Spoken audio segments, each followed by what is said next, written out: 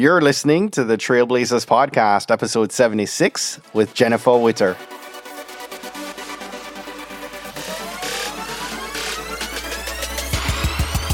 You're listening to the Trailblazers Podcast, where we will explore the stories of successful Black professionals.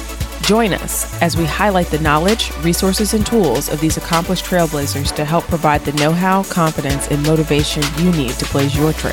And now, here's your host, Stephen Hart. What's up, Blazer Nation? Welcome to today's episode of the Trailblazers Podcast. Our featured guest today is Jennefer Witter. She's the CEO and founder of the Borland Group, which is a New York City-based public relations agency. She's author of the little book of Big PR, 100 plus quick tips to get your small business noticed. Jennefer is an active speaker. She's presented at many different prestigious venues, such as the Pentagon, the Brookings Institution, and the United Nations, just to name a few. Her company, the Borland Group, was named one of 5 Black-owned businesses in the country, making a buzz. And before we dive into my chat with Jennefer, I wanted to give a shout out to one of our listeners and a good friend of mine, Kid Chillin', who left us a review on iTunes about our episode 73 guest, Dorinda Walker. His review read, "This episode touches on every aspect of life, from real life struggles to success in life, career, and family. Really enjoyed hearing one of our sisters starting from the bottom and making it to the top. Thanks for the awesome job you're doing, Stephen." Kid Chillin', gotta say enough respect, brethren. Thank you so much for your encouraging words and that 5-star rating. Listen up, Blazer Nation. I need your help. At the top of episode 75, I said that I would love for us to push towards getting to 100,000 downloads for the podcast by the end of 2017. We just crossed the 50,000 mark. And it's a tall order. It's a big task to think that we can double up on downloads from the first half of the year. But I believe that together we can continue to spread and share the word about this podcast. I'm going to do my part to continue bringing some amazing guests. We've got a really awesome lineup this summer, but I need your help to share that content out. So do me a favor. One of the ways you can do this, if you're on an iPhone, this is part, the podcast community. 75% of our downloads come from Apple Podcasts, right? So if you're on an iPhone, if you've not yet left us a review, please, I ask that you would help us grow this movement. Blazer Nation, I need you to hop in. If you've not yet done so, search for trailblazers.fm like you would a brand new podcast. Click on our podcast cover artwork. Click on the reviews tab and click on the link to write a review. If you could leave us a quick 5-star rating and comment there on how the Trailblazers podcast is helping you, right? That would mean so much to us and help us to get the podcast in front of other people and help them to be able to join this movement, right? So another quick thing is, if you are listening to the content of the episodes and you'd love to learn more about our guest, about our featured guest, you can hop on over to our website at tbpod.com. All our show notes are there for each and every episode. You can access all the links back out to those featured guests, as well as be able to share sound bites and blurbs via Twitter and on other social media. So that said, let's go ahead and get set to dive into today's episode with our featured trailblazer, Jennefer Witter. Hope you enjoy. Jennefer, welcome, and thanks for being our featured guest on this episode today. Stephen, it is such a pleasure. It was a long time coming, and I'm glad that we finally connected. Yes. As we were talking about just a few minutes ago, we've been talking since last summer about having you on, and I'm just so grateful to you for setting aside some time and allowing us to finally make this happen. Well, thank you. It's such an honor. I've been following your podcast for quite some time.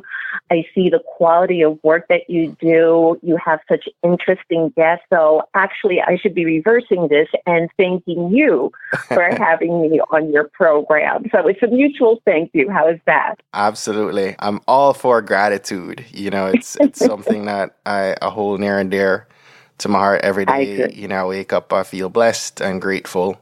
And thankful. Yeah, absolutely. Jennefer, I was looking at and reading up a good bit about you. And, I know your business, which we'll talk about a good bit through our call today, is based in New York. And you have a presence here in near Washington, D.C. as well. But I wasn't 100% sure if you're a native New Yorker. Were you born and raised there? Yes, I was. I was born in New York City, and I have lived in the Bronx most of my life. But you and I have something in common, and that is my parents were born in the West Indies in Jamaica. Nice. So I am a first-generation American. And my mother came over in the 50s. My father came over right after World War II. Wow. And both of my parents, especially my mother, she always said the United States was the best country in the world because of the opportunities it afforded. And she instilled such a strong love of this country into me and what I could do based on all of those opportunities. So it's been a wonderful, blessed life that I've lived, thanks to the sacrifices that my mother made for her children. And it's really worked out well. Wow. I'm sure we could probably flip the script and have a pata conversation somewhere in the middle. Well, maybe not. Maybe not. I know, the funny thing is, and my wife is a first-gen American born of a Jamaican dad as well. And I find it so funny that you understand patois for the most part, unless it's spoken really fast, but never seem to actually speak patois as well.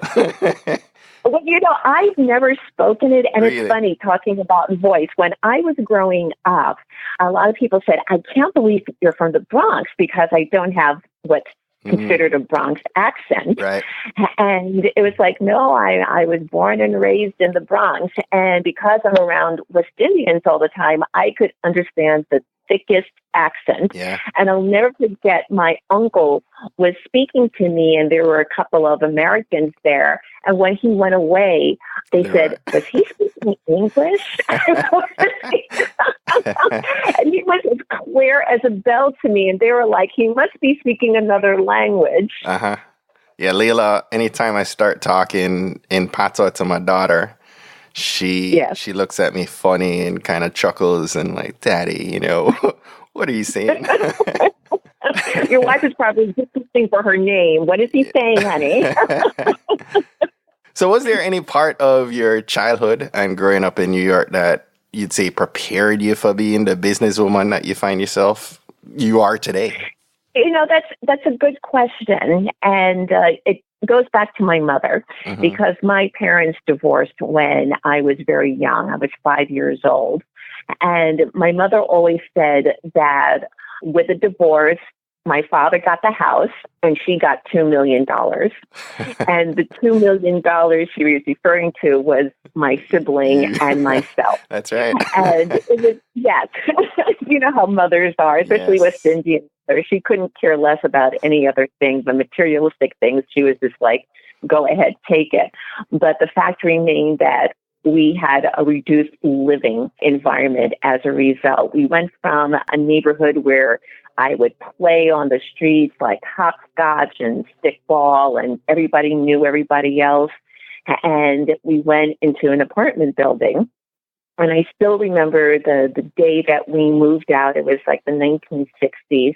And all of our stuff was able to fit into a cab. And we got to the apartment, and it was a one-bedroom. And back in those days, you could leave like your children unattended. So my mother had taken me up to the apartment, ran back downstairs to pick up my sibling and the other stuff. And I remember walking through the empty rooms. And my mother tells me that when she came back, I said to her, Mommy, where are we going to eat? We don't have a dining room. And it kind of broke her heart. She goes, don't worry, sweetheart, we'll get a dining room. And we had one bedroom, and my mother couldn't afford to have multiple beds. So for the first few months or years, I really don't remember the time frame, Mommy, my sister, and myself all slept in the same bed. And during the winter, it would get so cold, and we didn't have heat. And Mommy would put comforters over the windows and in between the rooms so that we would get some kind of warmth. But even though we didn't have, 3 beds, even though we didn't have heat sometimes, my mother made sure we had books. Yes. And we had a full set of Constance Pritchard encyclopedia, which I think every person of a certain generation remembers. Yes. And Mommy never stopped working. I mean, she would work when she was sick. She was focused on generating income. And she did a great job. Mommy was a nurse. And from those early years, it instilled in me as a businesswoman that nobody is going to give you anything. And you have to work to get what you want. And you have to have a strong and honest business and work ethic that will uphold your reputation. Mommy, everybody loved her. She was a great nurse. She was highly respected. Wow. And you also have to have inner fortitude. Yes. Because after the divorce, my father's side of the family really didn't have much to do with us. My mother had brothers and sisters, but they were all over the world. They were in England, they were in California, they were in Jamaica. So she was basically by herself raising these 2 children. And I look back on it and I still think about it as recently as this weekend. And I don't know how she did it. There would be days when she would go without sleep because she worked at night. Right. And she wanted us, when she came home, she would scurry us off to school. And during the weekend, she would have Sunday and Mondays off. So Saturday night, Sunday morning, she would come home. And you know what it's like in a West Indian home. You went to church Sunday. That's right. So we would, be ready for church, and then we would come home for dinner because she didn't want us cooped up in the apartment. We would take walks around. Then she would come home, and every dinner was freshly made. There was no such thing as leftovers. Amazing. And I can barely take care of me. And to think that she did this. So when I'm feeling a little bit tired or a little bit worn, it's like you have nothing to be worn about, because my mother was such a strong role model. And she instilled such strong moral and religious values that I carry it over to my business. And unwittingly, my mother built what I feel is me, which is a great entrepreneur, because she didn't have that in her head. She just wanted us to get a college education and be financially independent. But she was such a role model, and she wasn't even aware of it. That's amazing. I can relate to the thought every time my wife travels for work and I'm left with these 2 for a week, and profound respect in those periods for single parents, and what they are asked to do. And, as you said, I look back now at the sacrifices my parents made with so much more respect for this, for what they did, that, we didn't appreciate as children, but as adults, as parents, as, as working individuals, you have so much more respect and admiration for what they did to help give us a better footing. Oh, I so agree. And with my mother, she never looked for a thank you. She never said anything, because she made these sacrifices willingly, because she loved her children more than she loved herself. And unfortunately, I lost her about 17 years ago, but I still feel her strongly. As a matter of fact, I'm looking at her right now because I have her pictures in my apartment.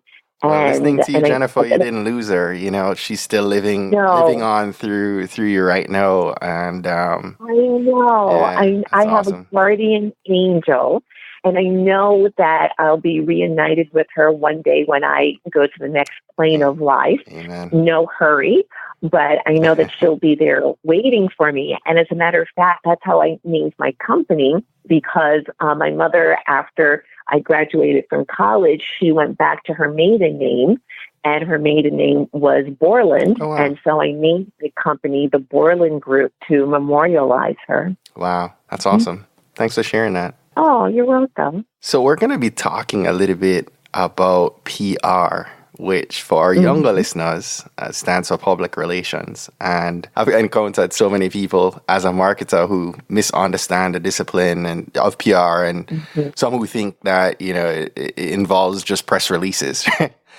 And right. No, So yes. before we dive deeper into our discussion, I didn't want to make any assumptions for those who probably aren't in a marketing or, PR, like have that framework about them.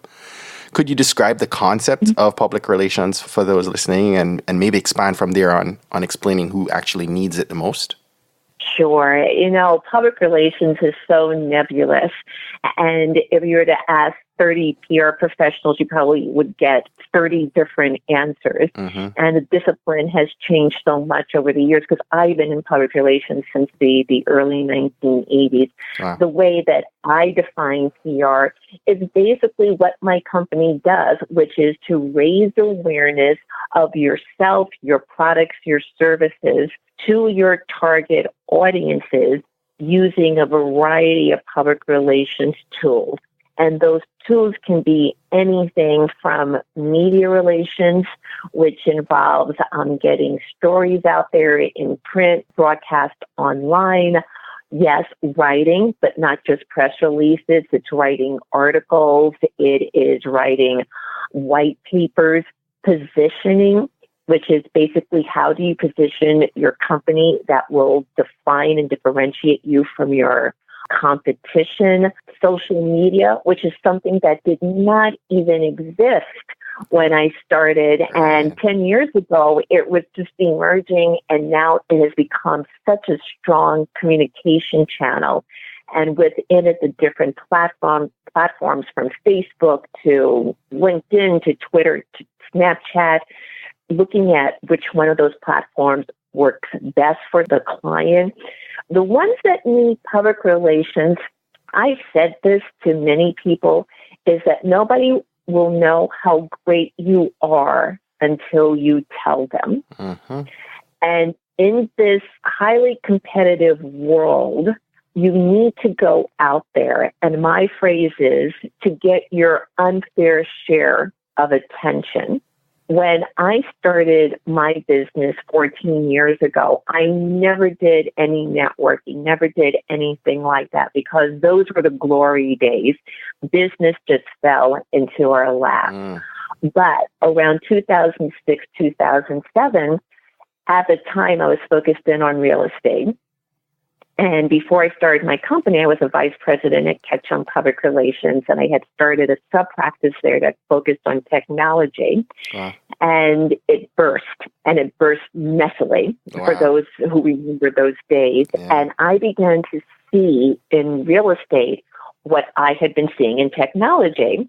And I was like, uh-oh, because it was just getting too bubbly. Yes. So I began to do public relations for myself. And I did the networking. I raised my visibility. I diversified my business. And thank God that I did, because when the Great Recession hit, my company was better positioned than other companies because I did those things. Right. So for public relations, it's for businesses, again, to grow their awareness, but it also can be for executives who want to raise visibility to themselves and what they're doing. There's a lot more CEO, C-suite PR that's going on nowadays than 15, 20 years ago. And the other thing about PR that has changed from when I first started was that it was kind of like forget that. We'll do it or we won't do it. And now it really has a place at the table where we're seen as a strategic business development and growth tool that will enable a company to keep moving forward regardless of the ups and downs of the external environment. As you said that, I'm wondering if it's a great way to also be proactive in hedging against the risk of anything negative that pops up online.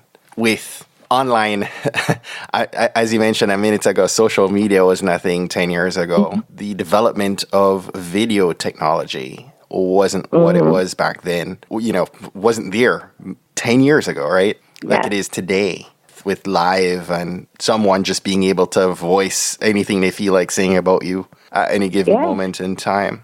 So interesting to kind of think of that as a way to hedge and try to put out as much positive as you can ahead of the potential of anything coming back. Social media has changed our way of living so radically. It has. Because back in the day, it would take time to communicate. I mean, it wasn't horse and buggy time, but now you have social media, you have all these 10,000 cable channels. Right. And I totally agree with you that I could say something about you, Stephen, and in half an hour, it will go worldwide. And so if you have a reservoir of positive information, it will absolutely help to tamp down anything negative about you. That is the benefit of a strategic public relations plan, that it will assist you to weather those down moments or those attacks because you already have an established persona that you helped to create, but is also authentic. Right. So that if somebody says Stephen is X, Y, and Z, you already have A through Y saying, you know what, that's not correct. Right. And it really does have a positive impact on one's reputation. And, that's, called personal branding. It's what people say about you once you leave the room. Absolutely. And by building a personal brand and nurturing it, and making sure that it is spread throughout everything that you do really does strengthen you for those times when, you'll need it. Look at Kathy Griffin. Yes. And with that, the time that we're speaking right now, it was a few days after that horrendous picture that she had where she was holding this mask and it looked like Trump's head. Yeah. And, it really has damaged her. And she really doesn't have that huge reservoir of goodwill because of the way she has been, the kind of comedy she has done. Right. And it really has dinged her very, very badly. Yeah. So that's like a real world, real time example of how you really need to create positive as opposed to negative. Yes, those PR crisis. Oh, yes. I mean, we try to stay away from that. I am not a believer that any PR is good PR. I mean, the time, energy, and effort it takes to tamp down bad PR, bad press, even though you'll be able to mitigate it, it's still in the ether. It's still there. And if it happens one time and then another time, then those times begin to build up, and all of a sudden you may have a mole of an issue that grows into a mountain. And it's just not worth it to me. I'd rather focus on having a public relations program that generates positive, encouraging, uplifting images and stories of my client. Right.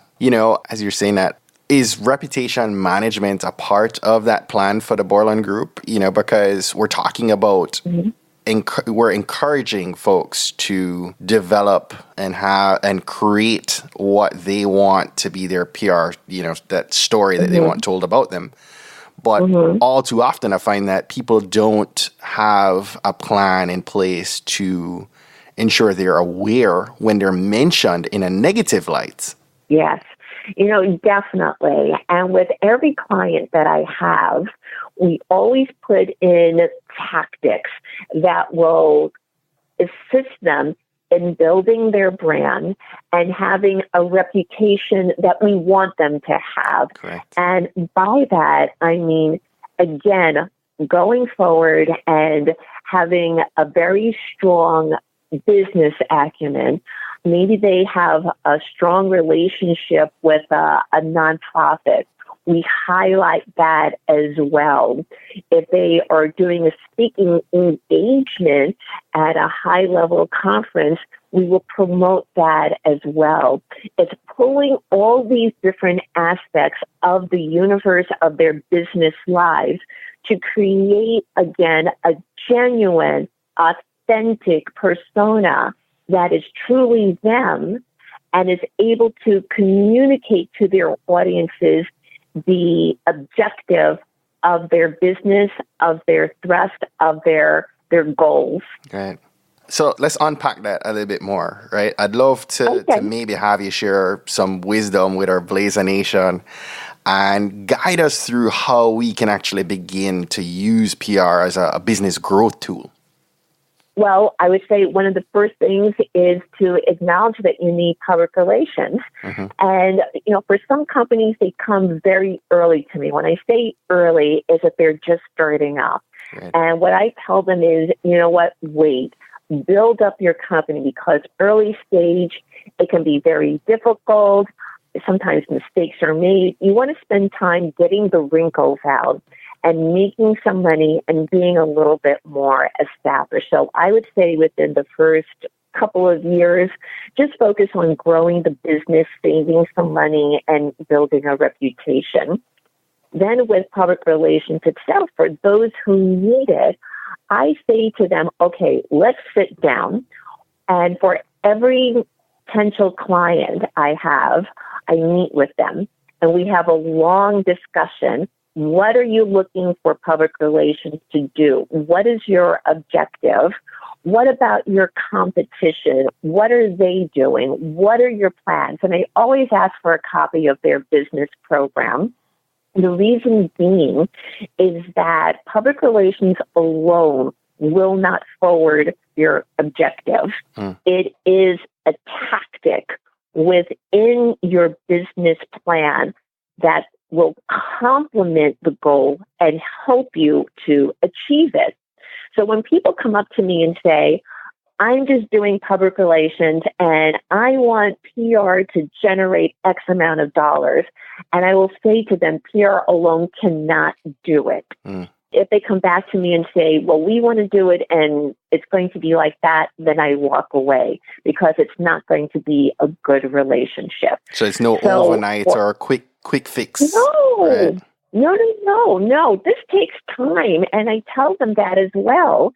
And, everybody wants to be, on the cover of the Wall Street Journal or the Washington Post. And this is what I tell them.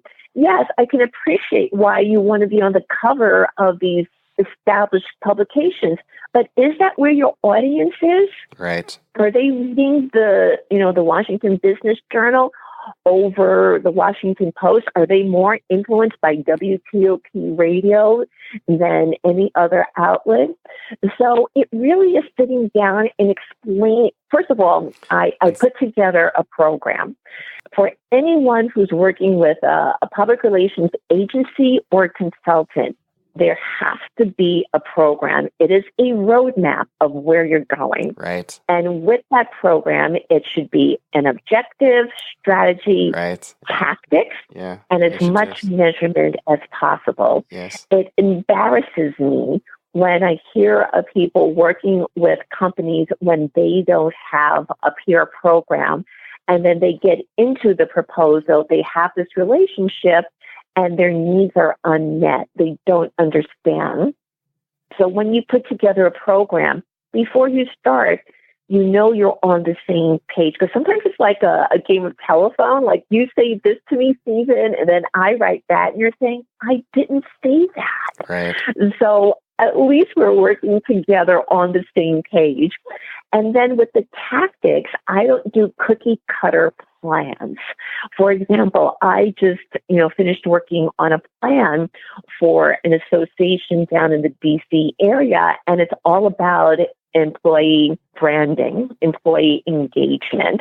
And so I put together a plan specific to that association. Now I am doing another plan for a small business, actually 2 small businesses, and I am putting together tactics that if you were to look at the plans, they just don't mesh, meaning that they are getting customized tactics. One person will be heavy on media relations, another company will be more on internal communication. So by breaking it down and knowing what to ask, for example, if you're looking for a PR company, ask them, what have you done? Take a look at their website. Right. Talk to them about their area of expertise within the field that you are in. Look to see what kind of engagement they have within the public relations community. Are they part of PR groups? Have they written articles? How big is their name? When I say how big their name is, it doesn't mean that they are in DC, in the White House. But what it can be is that they are known and respected, and they produce work that will enable you to get your money's worth, because there's nothing worse than putting out thousands of dollars. And I've heard this before, where people have spent literally tens of thousands of dollars and not have gotten the results that they anticipated. Right. It's a lack of proper expectations too. Yes, exactly. And that's why I always say, let's sit down and really go through this. And with my business, I call it a chem check, because in my past life, I've worked at a couple of other PR companies. I always got the most difficult clients. And they used to be like ornery. They used to be mean. Whenever I would leave a company, I would hear that the account that I was leaving, people would say, we are not working on Jennefer's account. No way. And it was just like, it wears you down after a while. And so with the boiling room, what I say is... Benefits of running your own company, you can tell them, you can choose the customer. That is a perk, let me tell you. I don't like you. Goodbye. That's right. And you know what? That did actually happen. One client did slip under the radar. And, for me, I do not accept clients that I do not like, trust, and respect, because the business that I am in, it's not 9 to 5. Mm-hmm. And there are times when I've had to have meetings at night or over the weekends, because that was the client's schedule. And if you're going to do this, I really feel that you have to have a respect for the person. Absolutely. And there was this one client that the initial meetings went well, and I signed her. It was a good chunk of change. And we started on a Monday. And then the Sunday before we started, there was a cover story in the Sunday New York Times about exactly what she did. Monday morning, now keep in mind, she wasn't our client until that Monday that we started. She called me up in a fit and said, how come we were not in that article? You didn't service us, da, da, da, da, da. And I said, weren't representing you. And it went downhill from there. Yeah. And after 2 weeks, I said, this is not going to work. I'm sorry. And it was, I have to tell you, such a relief to know that I had the power to walk away from a client like that. Absolutely. And that's a lesson to the listeners. I've done the same, Jennefer. I've walked away from serious money as an entrepreneur, and then declined business, to clients, because you have to realize that sometimes that money, it is not worth the headaches that come. Life is too short. It is. I agree with you totally. It is. To have a toxic client, and my staff was getting upset, and they were very tense, and I learned this through Susan Thomas. She was the owner of Thomas Associates, and I worked for her agency in 1997. And it was the first PR agency where I worked where the owner put the staff ahead of the client. Wow. And that had never happened to me before. And she said, I would rather lose an account than lose staff. And so I have always followed that. And for me, my staff, we're like a work family. Yes. We've been together for many years, most of us. We've been through births and deaths and illness, and we're very tight.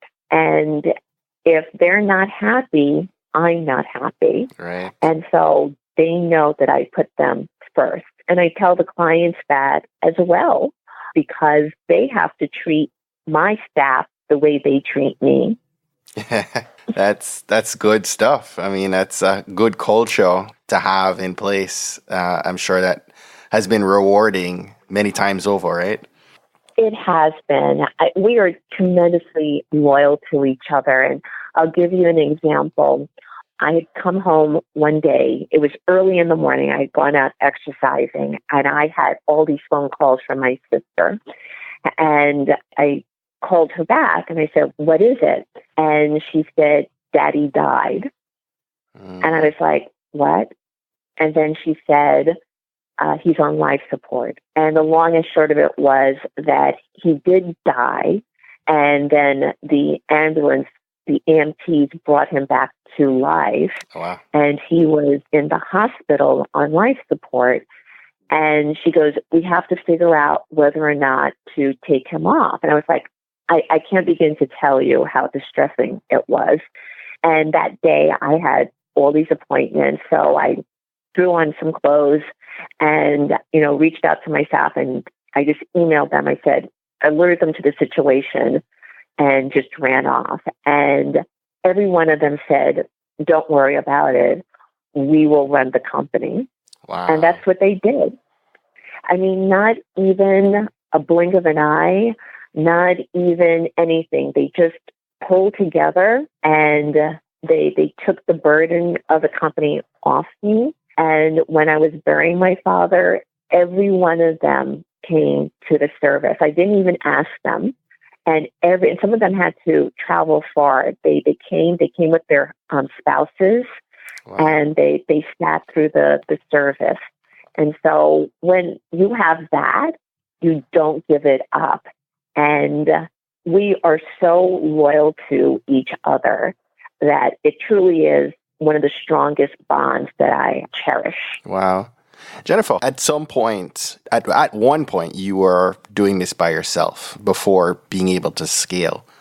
What were some of the attributes that looking back, how did you go about hiring that type of team? And what qualities did you look for to be able to put together that kind of culture and mindset and people? Well, it comes from the top. And, you have to lead by example. Right. And, before I worked at the Borland Group, I had worked at other PR agencies, and I had been in a couple of companies where if they said, oh, you must have taken a great deal away, you must have learned so much from us, and I'll say yes, and they'll take it the wrong way. I have learned how not to be an employer by some of these agencies because of the way that I was treated. And you can't treat people a certain way and think that they're going to have loyalty and respect and a true interest in the person and having flexibility. Like most of the women on my staff, they're mothers and they have young children. And I say to them, if you need to go to a play to see your child in a sports event or you're going to take them to the doctor, go ahead and do it. In my company, it is family and health first. Wow. And then it's work. And they also know that the hours can be non-traditional. Like one of my staff members, she works best early in the morning before her children go off to school and whatnot. So she'll work like between 5 a.m. and 7 a.m. to get the bulk of her work done. And, again, I really don't care. Now, as to finding these people? Well, a couple of them, I worked with them in the past. And then another one, believe it or not, I met her at a party. Wow. And I just had a good feeling about her. So I gave her a couple of assignments. And she hadn't, she'd been out of the work world for several years. And she has grown into such an outstanding professional. So, for hiring people, I look for generosity. It's not exactly the skill set, but the willingness to learn, character, and we're all type A's. I don't know if that's good or bad, but, it's like they will check their phones over the weekend. One of them, she takes Fridays off, and it just works out for her. And a couple of times the client has said, "Can we talk on Friday?" And she'll go, "Okay, fine." and I told her, that is your time. So unless there's an emergency, right, tell the client, what, we can talk on Monday. But she was willing to give up her time, but then you have to tell them, because I don't want them to be like me, because I work all the time, Right. And that's my responsibility as the CEO founder. I want them not to feel that work is a drag or burden, but something to go to that they enjoy as part of a well-balanced life. Right. It's important. And I mean, the success of your brand and your business over this long period of time, you've been in business 13, 14 years now, right? Yes. It's been a while. Just to take a moment to talk about work-life integration, it's not easy. And there was a time when I didn't take a day off. And I was speaking with a woman who was transitioning from one career to another. And she was becoming a life coach. And she said, "Jennefer, you really need to start taking time off." Yes. So I have been taking a full day off a week. And it really makes a difference. Absolutely does. And this summer, I have to say, I wanted to take a trip. I wanted to go to Amsterdam, but because of work, I won't be able to do that. But what I'll do is take a series of Fridays off so I can have longer weekends, because there really isn't a demarcation anymore between work and life. And I feel that this is the same way with you. You don't turn down business because you never know what's going to happen. Right. But on the flip side, you do have to build in time for self-care. Yeah, you need the margins. You absolutely need some white space, and I go pretty hard as well, but I'm one to listen to that voice that says, "Hey, you need to shut off and, allow your body to, balance." And that's a difficult piece. What you're talking about is something that, 7, 8 years ago, I now we're in 2017, probably a dozen years ago, I was trading the markets. I used to trade foreign currency. And I'd be up. My sleep cycle was crazy. I'd be down at 9, up at 2 in the morning, trading Europe, and getting 2 and 3 hours sleep at a time. No kind of REM. And it was difficult. And entrepreneurial life is just hard. It's a hard life. But I have learned over the years that you absolutely must work that time in to allow your body to rest, allow your mind to rest, and trust God that your business is going to be there.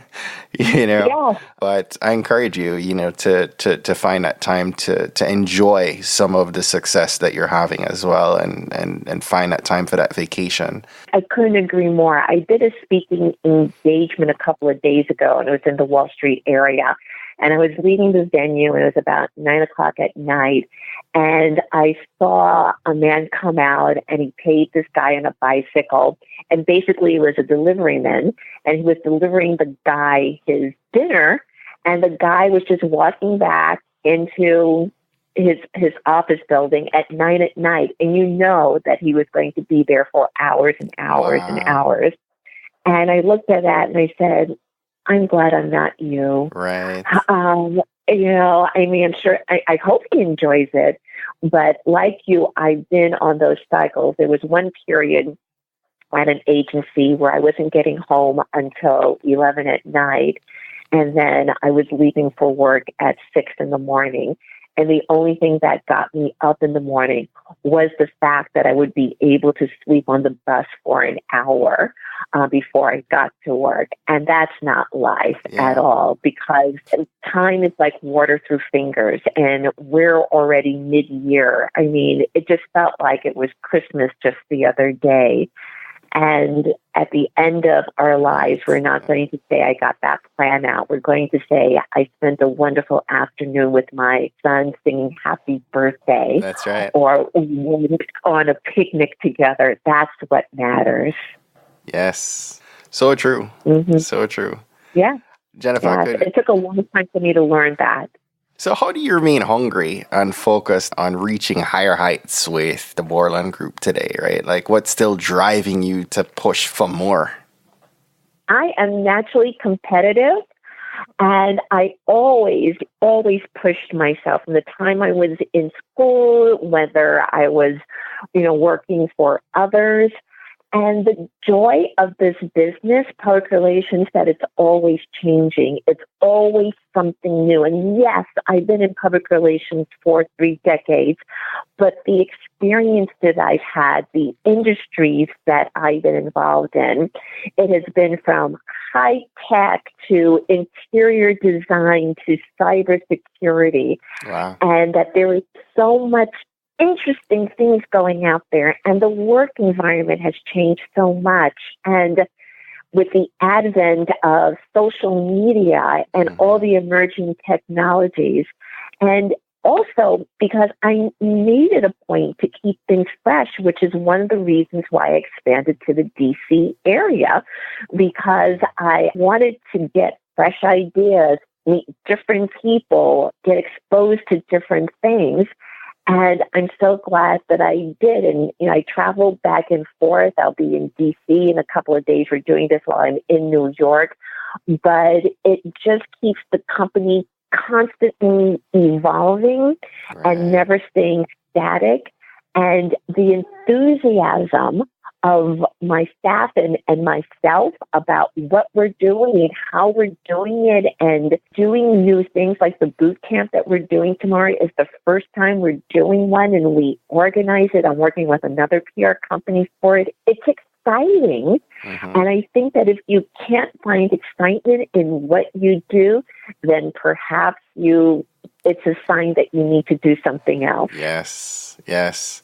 So that said, right, if for those listening who maybe want to make a career shift, or young listeners who are looking at a career in PR, what kind of advice would you give to them? I would say you have to know how to write.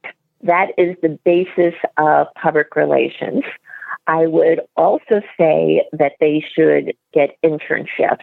It's one thing to learn in a classroom. It's another thing to apply it in real world time. Right. I would also say that no matter how young you are, you can be in college, you could be in your early 20s, network. That has gotten me so much simply by networking and following up with my networking contacts has really assisted my business tremendously. Right. And then last but not least, they should look into joining PR communication societies like a PRSA. Tomorrow, the event that I'm emceeing, it's the launch of the New York chapter of Women in PR USA. They should be looking at organizations such as that. They have lower rates for individuals who are students or at the beginning of their career, and take advantage of the training classes that they have, the education programs. So I would say to network, join membership organizations, take classes, development classes, and then also to go into companies as part of their internship programs. Right. Jennefer, I haven't even had a chance to get into talking about pitching and public speaking and all this other goodness with you. I guess I have to come on again. I guess you have to come back on again. We have I would love that. I enjoy talking to you, so we absolutely will do that again at some future point. Oh, I can't wait. Before I let you go, though, there's a couple more questions that I have for you. Our Blazer Nation loves to hear the resources and tools of our featured trailblazer. And so I wanted to pick your brain and maybe hear of a book that you've read that's maybe inspired you most. You know, the book that I read, this was years ago, and it has always stayed with me. It is thumb-aired, and it is called They Can Kill You, But They Can't Eat You. Wow. And it's by Dawn Steele, and she has since passed away. She was one of the first women to head a major motion picture studio. And she talks about climbing the ladder. She came from a working class background, and she had to work among men who were very affluent, very well educated. She didn't have that background. And the advice that she gives in the book, even though it was written in the 1990s, what she says still resonates today. And I always tell women, because I'm a passionate advocate for women in the workplace, yes, they should go on Amazon, because it's not in print anymore, wow, and to read the book. It is an excellent, excellent primer for women in the workplace. She was like the Sheryl Sandberg before Sheryl Sandberg was Sheryl Sandberg. Wow. Well, thanks for sharing that one. As we wrap up, I'd love to invite you to share one action that all our aspiring trailblazers should commit to this week to help them blaze their trail. What I would love for them to do, I just did a presentation on social media the other day, and it always makes my head do a 360 spin when I hear from entrepreneurs not using social media. So what I want my fellow trailblazers to do is to engage in social media activity and pick a platform, any platform that you feel works best for you, whether it's LinkedIn, Facebook, or Twitter, and commit to start using it to grow your business, grow your visibility, because through social media, through Facebook, I have generated tens of thousands of dollars. Through LinkedIn, I've gotten speaking engagements, one of which was speaking at the Pentagon. Wow. So I would say to my fellow trailblazers, get on social media. Start posting tomorrow. You can do a simple post. You can post about this wonderful program, but start using it. Yes. Jennefer Witter, thank you so very much for being our guest today. I thoroughly enjoyed this conversation. And again, we have to have you back at some future point.